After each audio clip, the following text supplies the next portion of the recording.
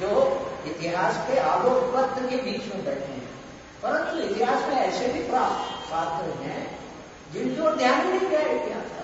एक प्रश्न यहाँ इतिहास को लेकर है कि जब आप इतिहास पर लिख रहे होते हैं तो इतिहास के फैक्ट, उसके तथ्य समाज को पता है कि कहाँ क्या हुआ है, उनको जब आपको साहित्य का स्वरूप पहनाते हैं, उसको जामा देते हैं, उसमें कल्पना का कुछ भी डालते होंगे, निसंदेह तब एक चैलेंज भी आपके सामने रहता है कि उसकी तथ्यात्मकता भी समाप्त न हो और उसमें रूपकता लेकर के कोई साहित्य भी पैदा हो।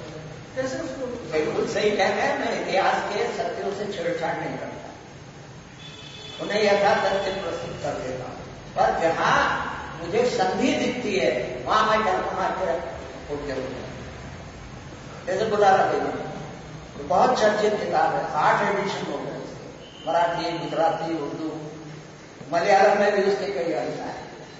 और मैंने मेरे पास बहुत फोन आए लोगों के, गुजरात से, गुजराती के भी आए हैं। उसकी शाहजहां ने ताजमहल के पहले बुलारा के लिए बुरहानपुर में 2 महाराजा बनाए।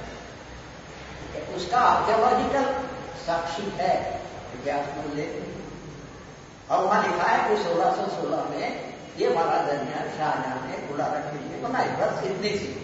मेरे पास तो कल्पना का बड़ा संख्या है, 1616 में क्या हुआ, शाहजहां आया अहमदनगर पर हमला करने के लिए आया था मलिक अंबर के खिलाफ, और वो यहाँ करीब 6-7 महीने रहा।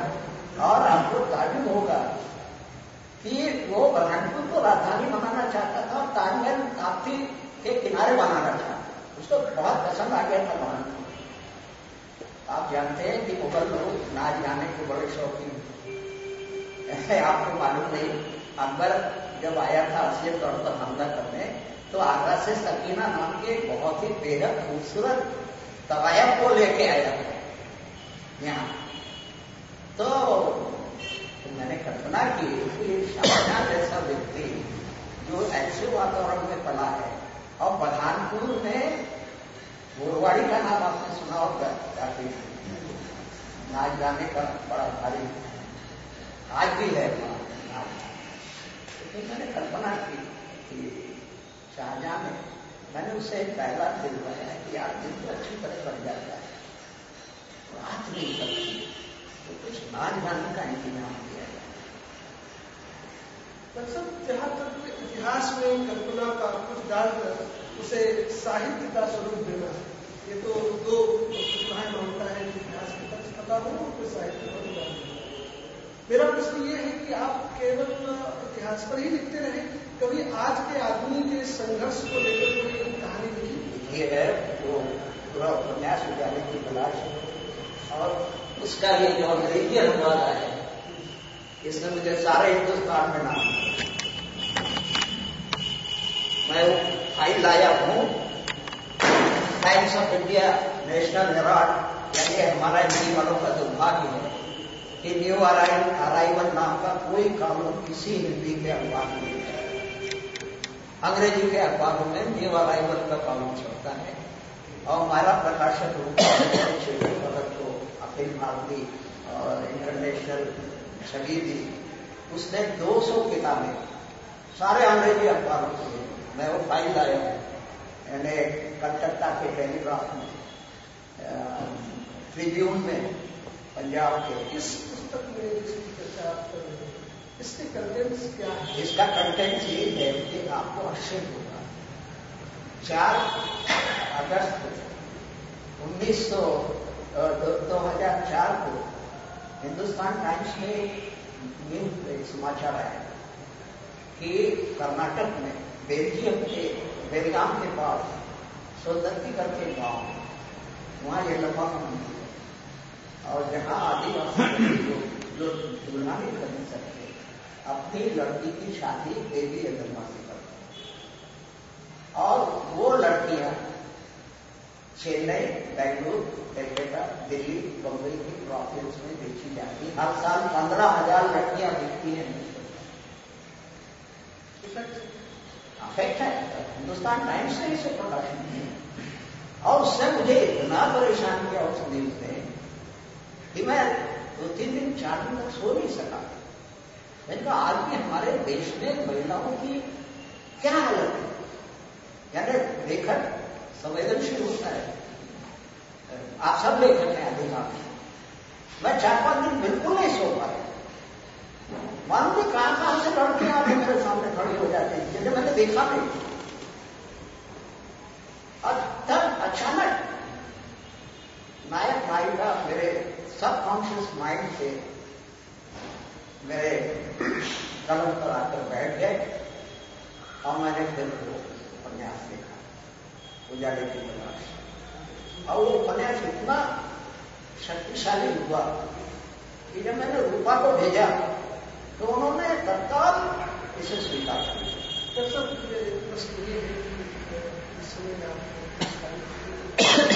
तो घटनाएं होती हैं उसके आधार पर लिखते हैं या कोई कल्पना करने देते? नहीं, दोनों का सम्मिश्रण होता है। वो घटित घटना और कल्पना, ये दोनों को मिलाया जाएगा। अब जब तक मिलाया नहीं देखता है आप कथा कैसे बनेगी? यानी आप घटना जो घटी हो वो हिंदुस्तान टाइम से लिखी दी है। हिंदी का एक लेखक जो गद्य लिख रहा है वो, और हिंदी का एक कवि जिसने आपको अंदर तक प्रभावित किया हो, उसका नाम? हिंदी के लेखकों में नाटक जैन जी ने मुझे भी एक नई दिशा दी, यानी कि उपन्यास को एक ऐसा नया मोड़ दिया जाता है। ये जैन जी से मुझे ये भी लगा कि वो नग्नतावाद को साहित्य में ज्यादा। हाँ, ये तो ऐसा है, ये तो हर लेखक का अपना दृष्टिकोण है। जैन जी ने प्रभावित किया और सबसे ज्यादा प्रभावित शरद बाबू।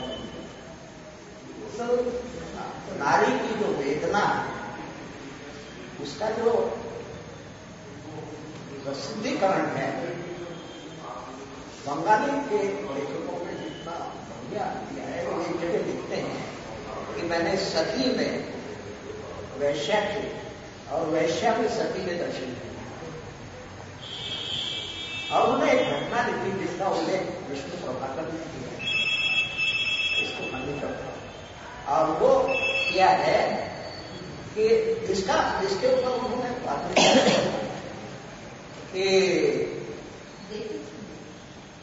अपने मित्र के साथ वो एक दवाई किया जाता है और मित्र पैसे वाला है, उसका बैग जो था वो 10-15 हजार रुपये से भरा हुआ है। वहां वो शराब पीते हैं, खाना खाते हैं, भाई का नाच गाना देखते हैं और ज्यादा शराब पीने के कारण में सो जाते हैं। अब वो सुबह जब उठता है तो देखता है कि मेरा वो 15-20 हजार का बैग तो गायब है। वो गाली बकता है वो एक दवाई को। तो वो दवाई नहा करके बंगाली में जो गीले बाल होते हैं वो आती है, कहती चुप, क्या बोल रहा है, ये ले तेरा बैग। यहां बोले 5 रुपए के लिए हत्या हो जाती है। यहां गुंडों को, दलालों को पता लग जाता है कि तू मेरे कोठे पर 15,000 लेके आया तो तेरे को भी मार डालते और मेरे को भी मार डालते। तो शरद बाबू लिखते हैं कि मैं चकचकी लगाकर उस गाय को देखता ही रहा कि ये बताया गया कि ये मां है।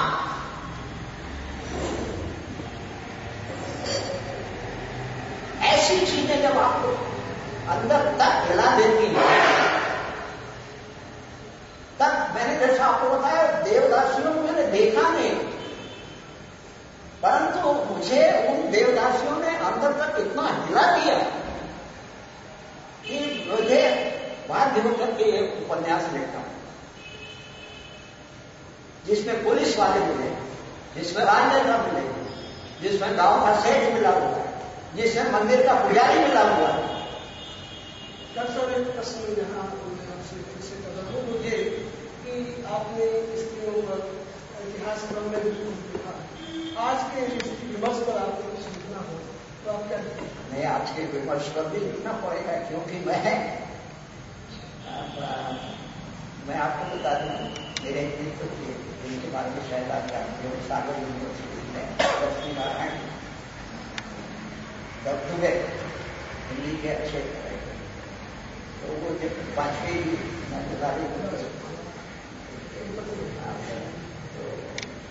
तो वो जब भी कुछ लिखते तो वाजपेयी जी को बताने लगता है।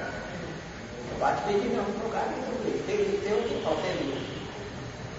बोले आप 18 घंटे पढ़िए और 1 घंटा लीजिए। तो आज भी देखो इस एज में मैं सुबह 4 साढ़े 4 बजे उठते 3-4 घंटे पढ़ाई करता। मैं अगर 18 घंटे नहीं पढ़ता कम से कम 8, 10, 12 घंटे जरूर पढ़ता हूं। और मैं कहानी को बंद कर देता हूं अगर वो आगे नहीं बढ़ती तो। ये पाटलिपुत्र की साम्राज्य, आपको खुशी होगी कि गोवा से, दुबई से, ऑस्ट्रेलिया से, सिक्किम से, भुवनेश्वर, जयपुर से, बड़ौदा से मेरे पास फोन है। ये आपकी रचना की सफलता के मानदंड है। मैं पुरस्कारों को बिल्कुल महत्व नहीं देता, क्योंकि पाठक जो है न आलोचक के बल पर चढ़ता है न पुरस्कारों के बल पर चढ़ता है, वो कृति के बल पर चढ़ता है। कृति आपके सिर पर बैठ करके बोलती है। यदि आपकी कृति में दम नहीं है तो आपको अगर नोबेल पुरस्कार भी मिल जाए, और एक बात मैं और बता दूं शर्मा जी, पुरस्कार रिकमेंडेशन पर मिलते हैं। नोबेल पुरस्कार की भी एक कमेटी है जहां 4 आदमी बैठ करके कहते हैं कि नायपाल को पुरस्कार दे दो। वो साहित्य के विद्वान नहीं भी हो सकते हैं, परंतु यदि वो लेखक जॉन स्टीनबेक, उसे पुरस्कार नहीं मिला है, अमेरिका का बड़ा भारी लेखक है, उसने वैली ऑफ टीयर्स नाम का एक कहानी संग्रह लिखा है। जब मैंने उसको पढ़ा तो मैं अंदर तक गिर गया। तो जॉन स्टीनबेक का लेखन नायपाल से कम नहीं है, क्योंकि जॉन स्टीनबेक जो है वो मेरे सिर पर बैठ गया, वो भाषा मेरी आंखों में उतर गया, टॉलस्टॉय और डॉस्टोयेव्स्की मेरे अंदर बैठ गए। तो पुरस्कार जो है, कोई विज्ञानपीठ पुरस्कार हो, व्यास सम्मान हो, और आप अच्छी तरह जानते हैं दिल्ली में कॉकस है। शिक्षक पुरस्कारों के बारे में तो हमेशा बात रहता है, जिसे मिलता है वो चाराधिक पुरस्कार ही रहता है। उसके बारे में हमारे यहाँ पर अच्छे हस्ताक्षर उन्होंने लिखा कि है कर न पाए रागी है वक्त जानवर सभी नापते हैं लोग ऊंचाई, तो पदों से ऊंचाई और ऊंचाई लगती है तो एक अलग है। लेकिन जब पुरस्कार मिलता है तो किसी भी साहित्यकार के लिए आपसे ये प्रश्न मैंने किया कि आपने उसका उत्तर दिया कि रेडियो में से आप प्रभावित हैं। कोई एक कृति एक पूछे हिंदी साहित्य में जिससे आप प्रेरित हुए। मैं तो पहला सुनीता लीक से हटता है, यानी प्रेम की जितनी नायिका है उनका पल्ला जो है पीछे नहीं जाता। और सुनीता जो है वो अपने नायक को शहर के बाहर ले जाकर वो सारे को उतार देती है। ये कितना बड़ा क्रांतिकारी प्रयोग है, यानी जो किया यानी जब मैं कभी मैं लिखता हूँ तो मैं तो डर जाता हूँ। क्रांतिकारिता का पक्ष क्या आप लेखक के नाते? नहीं, लेखक के नाते क्रांतिकारिता का पक्ष ये है कि उन्होंने ये नहीं देखा कि मैं जो दृश्य का वर्णन कर रहा हूँ वो नैतिकता के बाहर है या नैतिकता के अंदर है। जिसने नैतिकता को माना है नहीं, उन्होंने कहानी की मांग के हिसाब से उसे लिखा। आपकी कहानी क्या मांगती है? मैं भी डर गया। एक बार मेरे गुलारा बेगम एक उपन्यास में मेरी नायिका जो है वो इतनी परेशान हो गई है अपनी सौतेली माँ, और उसके सौतेली माँ के प्रभाव में अपने पिता के आने के कारण, क्योंकि वो सौतेली माँ की चुटियां सुनकर पिता उसको जूते से मारता है। ऐसा लगता है कि जैसे आपके अंदर जो लेखक है वो चाहता है कि स्त्री अपने पुराने सारे चीजों को त्याग कर नए विद्रोह बिल्कुल आज का जो विद्रोह हम देख रहे हैं वो और आपके अंदर की विद्रोह नहीं, मेरे से ज्यादा बढ़ नहीं है। आज की नायिका जो है वो सहजीवन लिव इन रिलेशनशिप में विश्वास करती है। वो क्रांतिकारी पक्ष है, बिल्कुल क्रांतिकारी पक्ष है। माने या नहीं माने, पर उसको ये पसंद है कि मैं लिव इन रिलेशनशिप में रहना चाहूंगी तो रहूंगी। समाज को वो आपने पढ़ने में अखबारों में इन लोगों ने कहा कि आप स्कर्ट मत पहनो। आप कौन होते हैं हमें कहने वाले कि स्कर्ट मत पहनो? डॉक्टर साहब एक प्रश्न यहाँ आपसे करेंगे, फिर हमारे श्रोता आपसे करेंगे। प्रश्न ये है कि स्त्री के ऊपर अभी तक जो आचार संहिताएं बनाई है, क्या आप ये मानते हैं कि सारी आचार संहिताएं उसके गुलाम बनाए रखने के लिए ही है या सामाजिक ढांचे को बनाए रखने के लिए भी? सामाजिक ढांचे को बनाए रखने के लिए, और परंतु जब ये सीमाएं गीता से बनाती गई थी वो आज से 1000 साल पुरानी थी। आज आप 21वीं सदी में है, आज की लड़की 21वीं सदी में है, आज की नारी 21वीं सदी में है, 2013 में है। तो जो परिवर्तन हुआ है, देखिए आप महिलाएं क्षमा करेंगी, नारी 3 तरह से लिबरेट होगी। मोबाइल ने उसे संवाद के स्वतंत्र कर दिया, स्कूटर ने उसे गति दे दी, नौकरी ने उसे आर्थिक स्वतंत्रता दी और निरोध ने उसे सेक्सुअल स्वतंत्रता दी। ये सारी चीजें उसके जीवन में आ गई हैं, इनका प्रभाव पड़ेगा और इससे आप इनकार नहीं कर सकते। सारी महिलाएं जानती हैं। आप देखिए हवाई जहाज चला गई, अंतरिक्ष में चली गई। तो आपके जो इतिहास में जिन नायिकाओं को आपने चुना है, उनमें भी तो साम्राज्ञी और इस तरह की महिलाएं थी। हाँ थी ना, तो मेरे जो साम्राज्ञी है ब्रह्मा, उसने चाणक्य हत्या करवाई। वो तो ये जानते हैं, इन्होंने उस उपन्यास को पढ़ा है, क्योंकि मुझे एक संधि मिली, वो मैं आपको बता दूं। वो संधि क्या थी कि चाणक्य जो है वह अपनी कुटिया में जल के मर गया है। अरे भाई, जिसने इतना बड़ा काम किया, नंद साम्राज्य को उखाड़ के फेंक दिया, वो ऐसे कैसे मर गए? मतलब इतिहास में विवरण है क्यों मरा, वो कैसे मरा? बस यही है ना, एक लाइन, बस एक लाइन लिखी है कि वो अपनी कुटिया में जो गंगा किनारे थे उसमें जल के मर गया। एक द्वंद है हमारे समाज में इस समय, स्त्री दिवस पर ही आ जाते हैं, और उसमें द्वंद ये है कि कुछ लोग बदलाव को लेकर के खड़े हुए हैं और उन्हें हम आदिम या प्रिमिटिव या बहुत पुराना कह रहे हैं। जो लोग एकदम से उस पक्षधरता के रूप में है जहां आप कह रहे हैं, क्या लग रहा है कि दोनों ही पक्ष गलत है या दोनों कुछ गलत है? नहीं, दोनों पक्ष तो गलत नहीं है, पर एक बात जरूर है कि बदलते हुए परिवेश, बदलती परिस्थितियों का सामना जब महिलाएं हमारे सामने जो सामना कर रही हैं तो उसको आपको स्वीकार करना है। डॉक्टर एक प्रश्न इंदौर के साहित्य परिदृश्य को लेकर है, क्योंकि आप बहुत पुराने समय से इंदौर के साहित्य परिदृश्य को देख रहे हैं।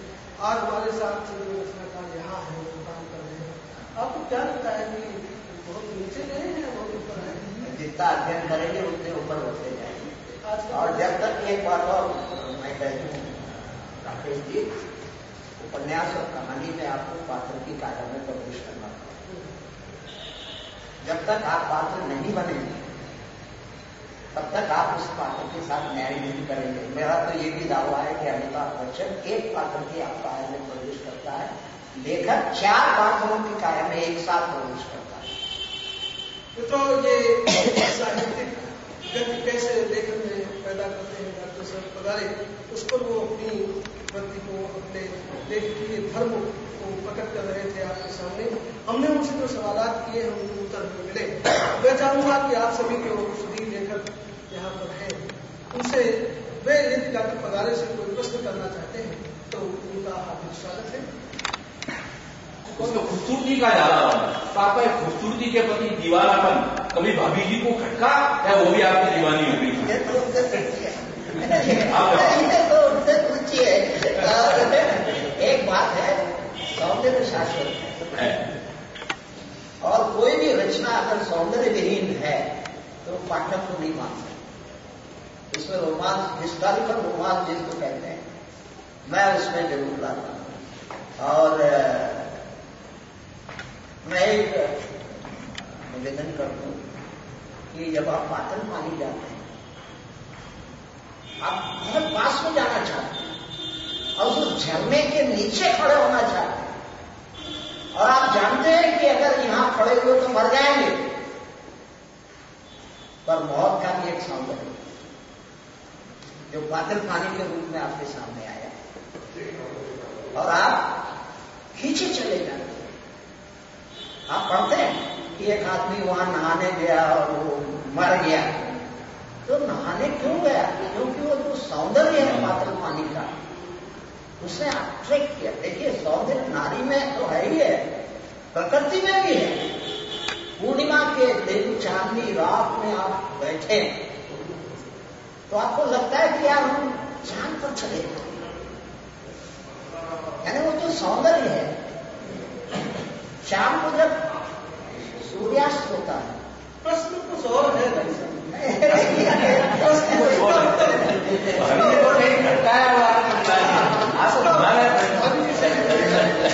आप बड़ी जी कुछ बताइए।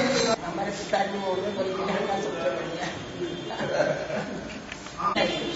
और समर्पित रहती हूँ। भाई हमारे यहाँ घंटे दे दो अपने लिखते पढ़ते रहते हैं और भूखे नहीं रहते। आप अंजलि जी, आप डॉक्टर सर पगारी सुयोग पुत्री हैं, अपने पिता को किस रूप में याद करने के लिए आपके मन में कोई भाव बना हुआ है? बहुत बड़े लेखक हैं, इस रूप में तो है सम्मान और नाम उनका जो हुआ है उसको महसूस करके बहुत गौरव अपने आप में भी महसूस होता है। आप भी लिखती हैं? जी नहीं, कोई कृति हाउस वाइफ हूँ। कोई कृति जो अभी आपने पढ़ी हो याद है? बस वो गुलारा बेगम और वो पढ़ी, जितनी भी लिखी हुई है पुरानी, अभी नई वाली नहीं पढ़ी। आप में से कोई लिख? मेरा सवाल कुछ थोड़ा इस तरह से है कि ऐतिहासिक प्रसंगों पर जो लिखा गया है, लिख रहे हैं उपन्यास या जो भी रचनाएं, तो ये सारी कृतियां ज्यादातर तो राजा महाराजाओं और राजा रानियों के किस्से या सत्ता में जो रहे हैं उनके हैं, आम आदमी के तो नहीं है। और आजकल जो अखबार और रचनाएं दूसरी सब चीजें आ रही समाज की, तो आज तो आप जो लिख रहे हैं वो तो इसलिए लिख रहे हैं या जो भी इतिहासकार लिख रहे हैं कि उस समय कुछ था नहीं लिखा हुआ और आप उसको नए को लिख रहे हैं, नए ढंग से लिख रहे हैं। लेकिन आज के समाज में या पिछले 100 साल के समाज में जो कुछ घटित हुआ वो तो अखबारों में, पत्र पत्रिकाओं में एक तरह से दर्ज होता आ रहा है। आपसे सवाल ये है कि आप ऐतिहासिक रचनाओं का या उपन्यासों का क्या भविष्य देखें? क्या ये समाप्ति की ओर है क्योंकि अब लिखने के लिए कुछ नहीं है, क्योंकि पहले ही लिखा जा रहा है अखबारों में, पत्र पत्रिकाओं इतना सारा लिखा जा रहा है कि अब कुछ बचता नहीं है? दूरी प्रकार की उन्होंने मुझे ये एक बात मेरे पत्र का जवाब देते हुए उन्होंने लिखी थी कि ऐतिहासिक उपन्यास जो है वो अतिरिक्त परिश्रम मांगता है और उसमें अनेक बुद्धियां हैं, अनेक अनुत्तरित प्रश्न हैं। उन प्रश्नों को उत्तर देना उनके चौधरी जी उस समय की भाषा, उस समय का परिवेश। और एक बात और बता दूं, उस समय का मानव भी तो मानव ही था जिसे प्यार, घृणा, विश्वासघात, स्वामी भक्ति आज भी है। मानव में वो कमजोरियां, वो अच्छाइयां मानव में आज भी है। मैं कई बार आज के मानव को इतिहास में फेंक देता हूं और इतिहास यानी आज के पात्र को मैं इतिहास में ले जाता हूं, उसका नाम बदल देता हूं, परंतु उसकी जो संवेदना है, जो भावना है, मेरा एक पात्र है, उसकी पत्नी की मृत्यु हो गई है, बहुत परेशान है, घर टूट गया, बच्चे को कौन संभालेगा। और अब्दुल रहीम खान आते बड़े बड़े लोग आके मातम कुर्सी करके चले जाते हैं और वो एक दिन बैठ करके खिड़की के बाहर देखता है, जिंदगी तोड़ रही है, लोग आ रहे हैं, जा रहे हैं, लड़ रहे हैं, क्या कर रहे हैं, सामान खरीद रहे हैं। तब वो कहता है कि हमारी तो दुनिया उजड़ गई और दुनिया के ऊपर कोई फर्क नहीं पड़ा। ये आज भी लागू होगा। अगर आपका कोई प्रियतम व्यक्ति आपसे छूट के चला जाए, लोग 4 दिन संवेदना बता के चले जाएंगे और 5वें दिन जब आप राजवाड़े पर खड़े होकर देखेंगे तो वही आपका धाती, वही भाग दो, अरे आपकी तो दुनिया उजड़ गई और दुनिया पे क्या फर्क पड़ा।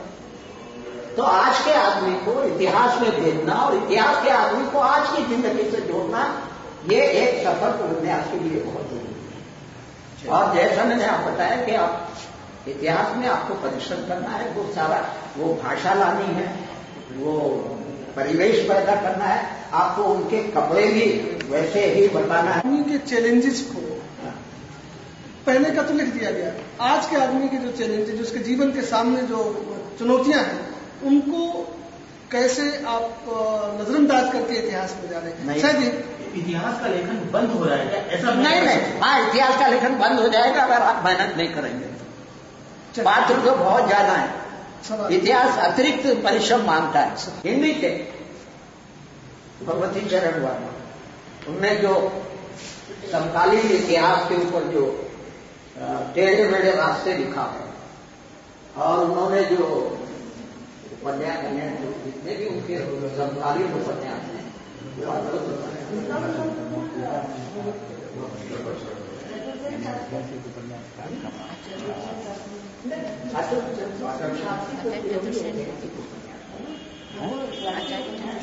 उन्होंने कहा नाम लिया, मैंने ये पूछा कि सर्वश्रेष्ठ उपन्यासकार का नाम लीजिए, एक कहा नाम लिया। बातचीत